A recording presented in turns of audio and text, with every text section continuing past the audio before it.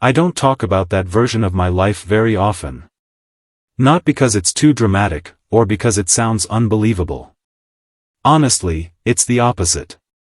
It's ordinary in a way that makes it harder to explain. It was a normal life.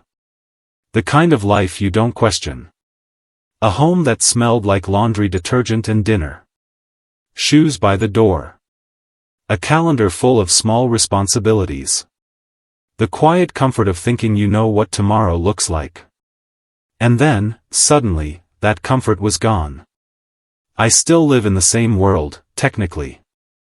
I still wake up, still make coffee, still answer questions, still do the things people do. But something essential is missing. It's like walking through a house after the furniture has been taken out. The rooms are still there, but the meaning isn't. There are moments when I catch myself reaching for something that doesn't exist anymore. A laugh from the other room. A familiar voice calling my name. The feeling that I belonged somewhere without having to earn it every day. I didn't understand at first that I was already standing in the aftermath. That something had already happened. That the life I thought I was living had been quietly shifting underneath me for longer than I could see. The strangest part is how trust doesn't break with a loud sound. It breaks with silence. It breaks with small things. With ordinary things that suddenly feel wrong. I can still remember the first moment I noticed it, even though it seemed insignificant at the time. It wasn't a confrontation. There wasn't a confession. No dramatic scene.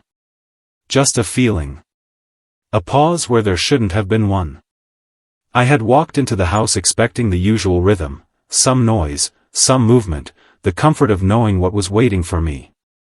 Instead, everything felt still. Not peaceful. Just still. Like the air was holding its breath. I remember standing there for a second, keys still in my hand, listening. Nothing. And that should have been fine. People have quiet afternoons. Doors close. Kids nap. Life happens. But something about it unsettled me. I told myself I was tired. That I was overthinking. That I was lucky, even, to have a quiet moment. But my body didn't believe that. There was this instinctive discomfort, like stepping into a room where a conversation has just stopped. I moved through the hallway slowly, almost without meaning to. I wasn't searching. I wasn't suspicious. Not yet. I was just noticing. And once you notice something, you can't unnotice it. I remember how ordinary everything looked. The same framed photos on the wall. The same soft clutter of daily life. A jacket draped over a chair like it always was. But it didn't feel the same. It felt foreign. Like I was in a place that resembled my home, but wasn't fully mine anymore. I didn't have proof of anything. Just that quiet shift inside me. That subtle awareness that safety is not a permanent state. It's something you assume until you can't. I think that's what people don't understand about betrayal. It doesn't start with the act. It starts with the moment your mind stops resting. The moment you realize you might not know the person you sleep beside. The moment the life you built stops feeling like something solid and starts feeling like something you could lose without warning. I didn't say anything to anyone. I didn't even admit it to myself. I just kept moving forward, doing what I always did, pretending the unease was nothing. But it was something. It was the first crack. The first thin line running through the glass. And even though I didn't know what it meant yet, part of me understood one thing immediately. Once that line appears, you spend the rest of your time noticing how far it spreads. Before we go any deeper into how everything unraveled, take a second to subscribe to the channel, like the video, and share it if these stories resonate with you. It really helps more people find them. Because what happened next wasn't loud at first. It was just the quiet beginning of something I couldn't undo. When I look back now, the hardest part is remembering how real it all felt. Not perfect. Just real. We weren't one of those couples that looked like a movie. We didn't have some dramatic love story. It was simpler than that, which is why I trusted it so completely. We met in the middle of ordinary life. Two people trying to build something stable, something lasting. The kind of connection that doesn't burn fast, but settles in slowly, like warmth in a room. At the beginning, it was easy to believe in. She had this way of making things feel grounded. Like no matter what was happening outside of us, what we were building was steady. I remember thinking, this is what it's supposed to be. Not fireworks. Just peace. Over time, our relationship became less about romance and more about partnership. Shared errands. Late-night talks about bills and plans. Inside jokes that didn't make sense to anyone else. The quiet comfort of knowing someone would be there. We built routines without even realizing it. Weekends were predictable in a good way. Grocery trips. Family dinners. Small projects around the house that always took longer than they should have. We weren't rich. We weren't living some fantasy life. But we had something that felt solid. A home. Children who made the days louder and messier and fuller. Responsibilities that tied us together. And I was proud of it. I was proud in a way I didn't say out loud much, but I felt it constantly. I'd come home from work and see the lights on, hear movement inside, and think, this is mine. This is what I worked for. Not in a possessive way. In a grateful way.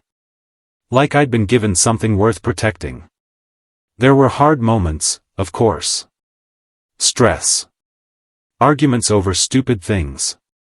Exhaustion. The way life can grind you down when you're juggling too much. But I never questioned the foundation. I never questioned her. That's what trust looked like to me. It wasn't something I had to force. It was just there, underneath everything, holding it up. I believed we were a team, even when we weren't perfectly in sync. I believed that whatever problems we had were normal problems. The kind people work through. And she played her part well. She laughed at the right moments.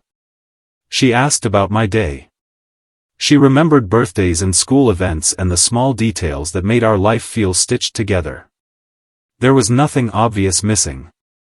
That's what makes it so difficult to explain now. Because when people imagine betrayal, they imagine distance. Coldness. Cruelty. But it didn't look like that. It looked like a normal marriage. It looked like stability. I didn't feel like someone on the edge of losing everything. I felt like someone who had already made it. I was the guy with the family, the house, the routine. The one who could finally exhale because life had settled. I didn't know that sometimes settling isn't the same as being safe. Sometimes it just means you stop watching closely. Sometimes it means you start assuming things will stay the way they are because they always have. I think that's where my blindness began. Not because I was careless. Because I was content. Because I loved her in the quiet way people love after years, when love becomes less about intensity and more about presence. And I truly believed that presence meant loyalty. I truly believed we were living the same life. I didn't realize, back then, that a foundation can look strong right up until the moment you hear something shift beneath it, and you understand too late that one person wasn't standing where you thought they were. It didn't happen all at once. That's the thing. People talk about betrayal like it's a sudden explosion, like one day you're fine and the next day everything is on fire. But for me, the fire started quietly, long before I ever saw smoke. Somewhere along the way, trust stopped being something I chose and became something I assumed. It became automatic. Like breathing. When you've been with someone long enough, you stop checking the ground beneath your feet. You just walk. And I walked through those years with my eyes closed in ways I didn't understand until much later. Our life became busy in the way adult life always does. Work. Kids. Schedules that never seem to line up perfectly. A constant low-level exhaustion that made everything feel slightly rushed. We weren't unhappy. At least, I didn't think we were. We were functioning. And functioning starts to feel like success when you're juggling enough. I began to rely on her presence like it was a fixed point in my world. Not just emotionally. Practically. She was the person who knew the school forms, the appointments, the little details I forgot. I was the person who handled other things, who carried my own weight in different ways. It felt balanced. It felt like partnership. But I realize now that I was also shrinking without noticing. My world became smaller. Not because she demanded it. Just because life did. Friends became people I texted once every few months. Hobbies became things I used to do. Even quiet moments alone started to feel rare. Everything revolved around the family unit. And I told myself that was what maturity looked like. That was what commitment was. I didn't see how dependency can grow inside normalcy. How you can slowly hand over pieces of your emotional stability to another person until you don't know where you end and the relationship begins. She became my reference point. If she seemed fine, I was fine. If she was distant, I told myself she was tired. If something felt off, I assumed it was stress. I always found a reason. Because that's what trust does when it becomes blind. It protects the image you've built, even when the truth is trying to press through. There were moments, looking back, where I can see the imbalance starting. Not dramatic ones. Just small shifts. I would ask how she was doing, and her answers became shorter. Just busy. Nothing, really. She started spending more time on her phone, not in a secretive way exactly, but in a private way. Like her attention was somewhere else. Sometimes I'd speak and she'd respond half a second too late, like she had to return from somewhere. I noticed it. But noticing isn't the same as understanding. And understanding is the last thing you want when you love someone. I didn't want to be the kind of person who questioned everything. I didn't want to be paranoid. So I became accommodating instead. I gave her space. I picked up extra tasks without mentioning it. I told myself this is what marriage is. People go through phases. I was so focused on being steady that I didn't realize steadiness can become silence. I thought loyalty meant endurance. I thought love meant not pushing too hard. And maybe that's true sometimes. But sometimes it just means you stop asking. I also think I was afraid, deep down, of what questions might uncover. It's easier to live inside the assumption that everything is fine than to admit you might be wrong. So I stayed inside the assumption. I let the routines carry me. I let the life we built become proof enough that nothing could be seriously wrong. Because who would destroy something like this? Who would risk it? That was my blindness. Not stupidity. Just faith. The kind of faith that grows after years of shared life, when you can't imagine the person beside you choosing something else. And that's what makes it dangerous. Because when trust becomes automatic, it stops being protective. It stops being a bond. It becomes a blindfold. And I didn't know I was wearing one. Not until the first time the world felt again, and I realized I might have been walking through my own life without seeing what was right in front of me. The unease didn't arrive as a warning. It didn't announce itself or demand attention. It crept in quietly, disguised as normal life. At first, it was just a sense that something had shifted slightly out of alignment. Like a picture frame that's still hanging, but not quite straight. I would notice it in the smallest moments. The way conversations ended sooner than they used to. How laughter faded faster. How silence started filling spaces that had once felt easy. Nothing dramatic. Nothing I could point to and say, this is the problem. And that made it easy to ignore. We were both busy. Tired. Pulled in different directions by responsibilities that didn't leave much room for reflection. So when she seemed distant, I told myself it was stress. When she forgot things I mentioned, I assumed she had too much on her mind. When she stopped asking questions about my day, I decided I was probably boring her with details that didn't matter. It felt safer to blame myself than to question her.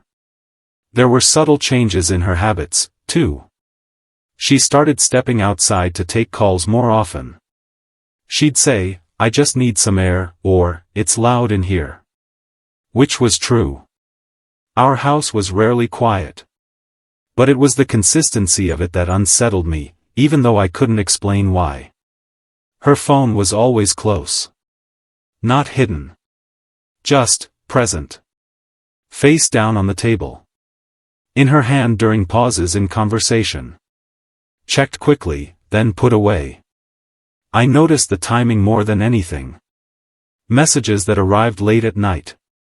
Notifications that made her smile briefly before she caught herself. I'd ask, casually, "Everything okay?" And she'd nod. "Yeah. Just stuff." Stuff.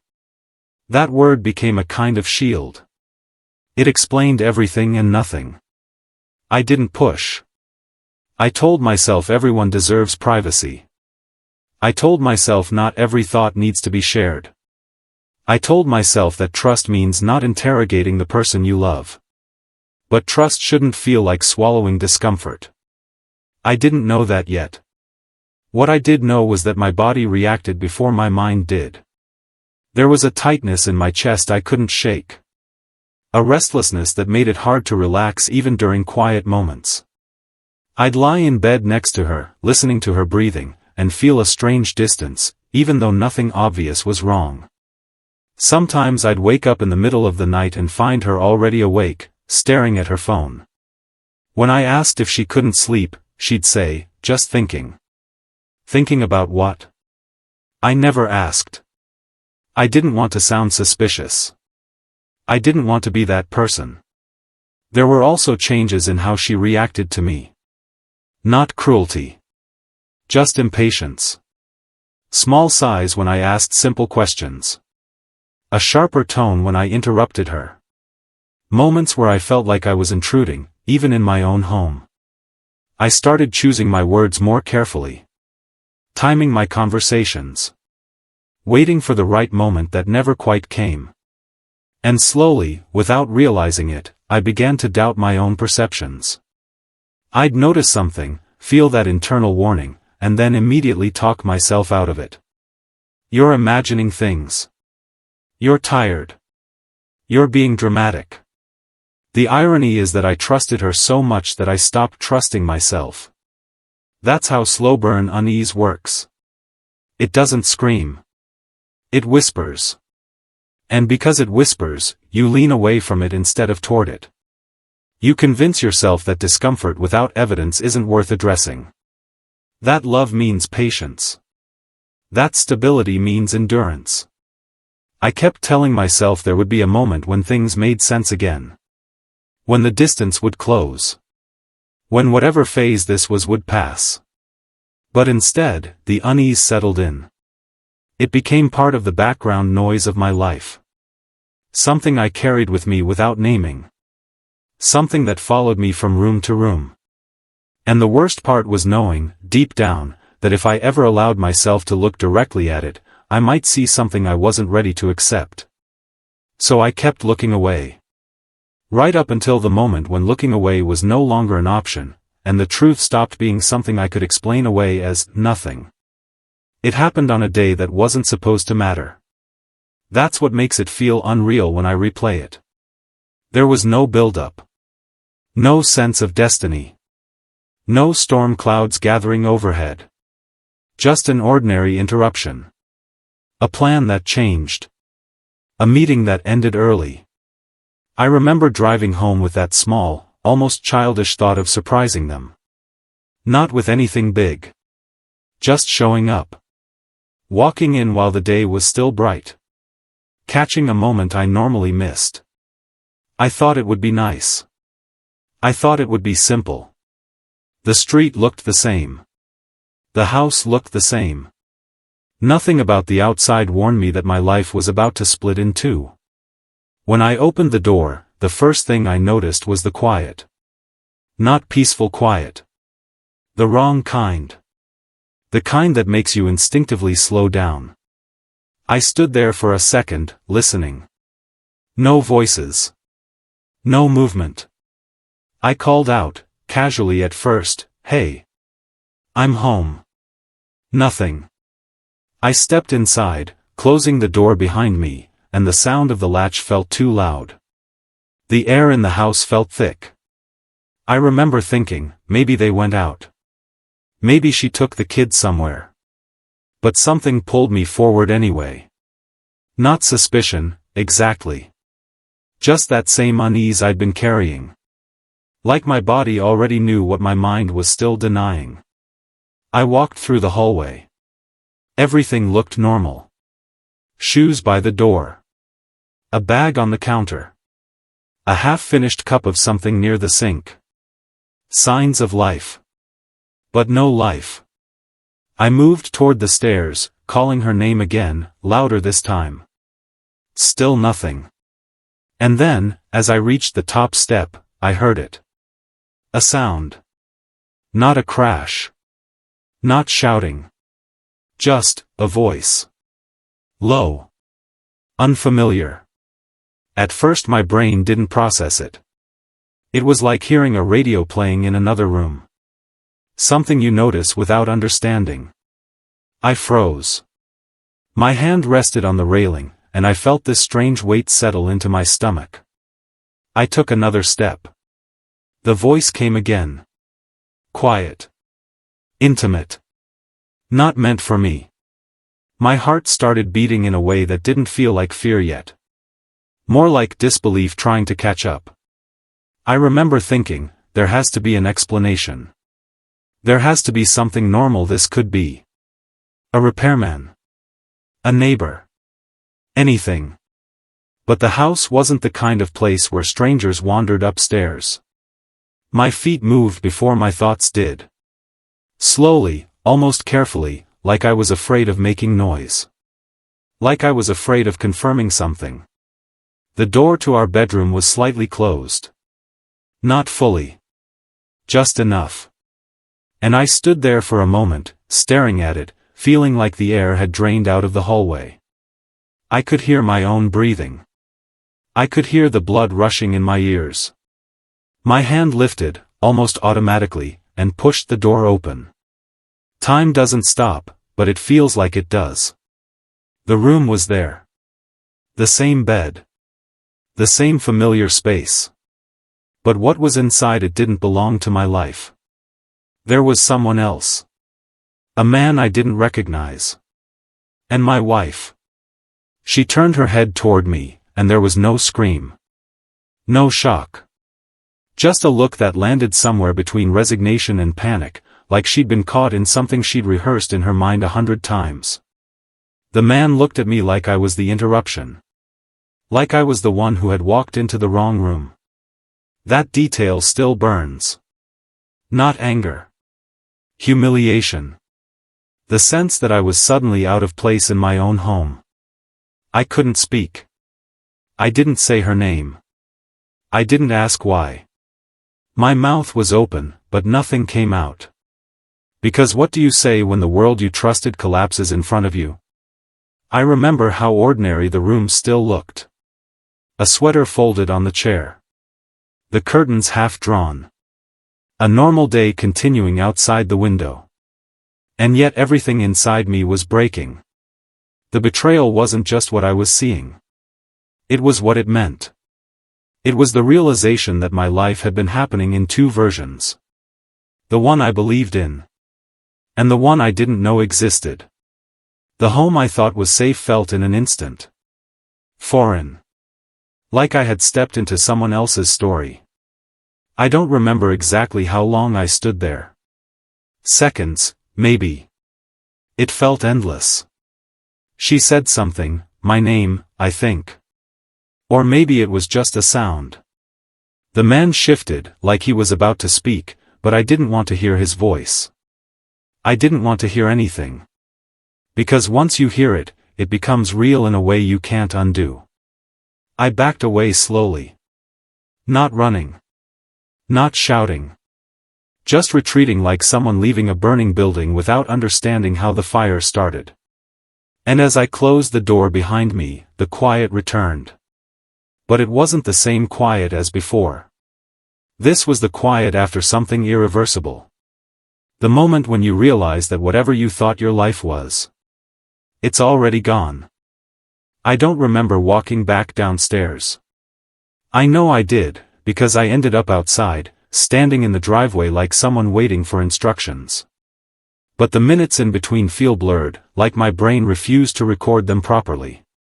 Everything inside me went numb. Not calm. Just disconnected. As if my body was moving through space without me fully inside it. The air outside was too sharp, too normal. A neighbor's dog barked somewhere down the street. A car passed slowly. Life kept going. That was the first insult. That the world didn't stop. That nothing around me reflected what had just happened. I stood there with my hands at my sides, staring at nothing, trying to make sense of what I'd seen. It didn't fit. It didn't belong in my life. It felt like I'd opened the wrong door in the wrong house. Like I'd stepped into a scene meant for someone else. But it wasn't someone else. It was mine. I remember hearing the front door open behind me. Footsteps. Her voice, small and strained. Please, just wait. I didn't turn around. If I looked at her, I thought I might either collapse or explode. I didn't trust myself to do anything in between. What is this? I finally managed. My voice didn't sound like mine. She didn't answer right away. That pause was almost worse than the truth. I can explain, she said. The oldest sentence in the world. I let out a laugh that wasn't humor. Explain what? She stepped closer, and I could feel her presence the way you feel heat from something dangerous. I didn't want it to happen like this. Like this. As if there was a better way to be destroyed. I turned then, just enough to look at her face. She looked terrified, but not in the way I expected. Not horrified at what she'd done. More like horrified that it was now real. That it was now in the open. That she couldn't manage it anymore. My stomach twisted. How long? I asked. She shook her head quickly. It's not, please, it's not what you think. I stared at her. I didn't understand how someone could say that when I had just seen it with my own eyes. What I think? I repeated. My voice rose slightly, cracking. I walked into our bedroom. She flinched. That small reaction made something inside me snap. Not rage. Something colder. A sudden awareness that I didn't know this person. Not fully. Maybe not at all. I felt embarrassed standing there, like I was the one who should apologize for interrupting. That humiliation settled deep in my chest. It wasn't just the betrayal. It was the way it rewrote everything. Every memory suddenly felt questionable. Every ordinary moment became suspicious in hindsight. Had she been lying then, too? Had I been smiling through something I didn't understand? I couldn't stop thinking about the imbalance. She had been living with knowledge I didn't have. She had been making choices while I was making assumptions. I had been faithful to a reality that wasn't shared. That's what shattered me. Not just that she was with someone else. But that my life had been divided into truths and performances, and I was the only one watching sincerely. I thought about the kids inside. I thought about the house. About how 5 minutes ago it had been my home. Now it felt like I was standing on someone else's property. I didn't know what to do with my hands. I didn't know where to put my body. I felt like my identity had been built around being a husband, a father, a provider. And suddenly those titles meant nothing. Or worse, they meant I was a fool. She said my name again, softer. I'm sorry. I looked at her and realized apology doesn't reverse anything. It doesn't unsee what's been seen. It doesn't restore the version of yourself that trusted without fear. I took a step back. Not away from her. Away from the life I thought I had. Because in that moment, standing in the driveway with the world continuing around me, I understood something terrifying. Whatever came next, I would never be the person who walked through that door again. The days after are hard to describe because they didn't feel like days. They felt like fragments. Like time had broken into pieces and I was moving through them without continuity. I didn't sleep much. When I did, it wasn't rest. It was escape, and even that didn't last. The house became a place I couldn't breathe in. Every corner held something familiar that now felt contaminated by what I knew. A chair she used to sit in. A photo on the wall. The bedroom door I couldn't look at. I started staying elsewhere, telling myself it was temporary, that I just needed space to think. But space doesn't fix something that's already inside you. It follows. People asked questions carefully. Friends, family, even co-workers. They could sense something had happened, even if they didn't know what. I kept my answers short. I'm dealing with something. It's complicated. I wasn't ready to make it real by speaking it out loud. She reached out constantly at first. Messages. Calls. Apologies that came in waves. I'm sorry. Please talk to me. It didn't mean anything. That one almost made me laugh again. As if meaning was the point. As if the damage depended on how romantic it was. I didn't respond much. Not because I was trying to punish her. Because I didn't know what words were supposed to do now. Every conversation felt like walking on broken glass. Eventually, pieces of the truth started arriving. Not through dramatic confession. Through leakage. Through inconsistency. Through the way lies can't hold their shape forever. At first, she framed it as something recent. A mistake. A lapse. Something that just happened. But then details didn't line up. A timeline shifted. A phrase she used didn't make sense. I began to realize she wasn't telling me the truth so much as offering me the version she thought I could survive. And that realization was its own kind of betrayal. One night, during a rare moment of actual conversation, I asked again, quietly. How long? She didn't answer right away. Her silence was heavier than any number. Finally she said, I don't know. I stared at her. You don't know? She looked down. It's been a while. A while. Another shield word. I felt something sink in me. A while meant months. Maybe longer. A while meant my life had been split for a long time, and I hadn't known. That I'd been showing up every day, believing in something that wasn't mutual. I started replaying everything. The late calls. The distance. The irritability. The phone always nearby. All those moments I had dismissed as stress or fatigue suddenly rearranged themselves into a pattern. And the worst part was realizing my instincts had been right. I had felt it. I had noticed the cracks. I had just refused to name them. That's what delayed truth does. It doesn't soften the blow. It sharpens it. Because now you don't just grieve what happened. You grieve how long it was happening without you. I asked, finally, did anyone know? She hesitated. That hesitation told me enough. Even if the answer was no, the pause meant she'd considered yes. And that possibility made me feel smaller than I thought a person could feel. Validation came, but it came too late. It didn't save anything. It only confirmed that I hadn't been crazy. That the unease wasn't imagined. That the life I thought was stable had been quietly unraveling behind my back. And once you realize that, you start to understand that some truths don't arrive to heal you. They arrive to show you how alone you were while you were still pretending everything was fine. I've had a lot of time to think since then. Too much, probably. Time does this strange thing after betrayal. It stretches. It slows.